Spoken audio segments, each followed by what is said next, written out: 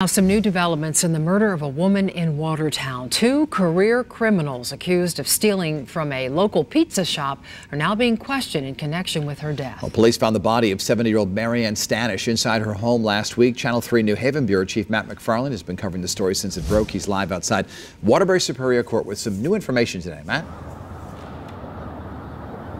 Well, Dennis and Denise, right up front, we want to point out that the Watertown Police Department says the investigation into Stanish's death is ongoing, that there is no update. But this court paperwork, well, it says that they were talking to two men who are now being charged with burglary here in Waterbury. And those two men, well, it's alleged that they were driving around town with the victim's car.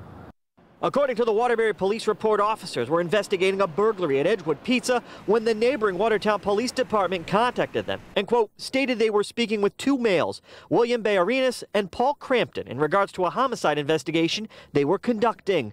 That investigation would be into the death of Marianne Stanish, a retired teacher who was found with blunt force injuries to her head and neck inside her Watertown home. 49-year-old Paul CRAMPTON agreed to talk with Waterbury detectives about the pizza shop burglary, saying he was hanging out by the 7-Eleven on Willow Street when a guy I know from prison as Bill pulled up in a car. The car was silver. CRAMPTON allegedly told investigators 48-year-old William BAYARINAS drove to the mall, where he stole bed sheets from Macy's, later selling them on Willow Street to buy heroin. The warrant goes on to read the two then went to Edgewood Pizza, where they opened an unlocked cooler and freezer out back, stealing hundreds of dollars worth of food. It was wings, lettuce, some tomato. It was but whole cases. It was whole case of the green pepper. Kamalpreet Singh says surveillance video caught two men in the act. Yeah, it was like two guys. They backed up in the back, and then they came right to the cooler. They took all the stuff like in 2 or 3 minutes, and then they got away. And do you know what type of car they were driving in? How would you describe it?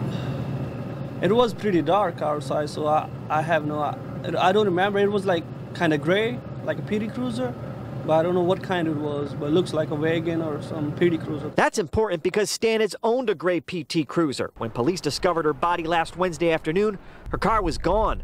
Police located it later that evening in the parking lot next to the Lit Ultra Lounge in downtown Waterbury.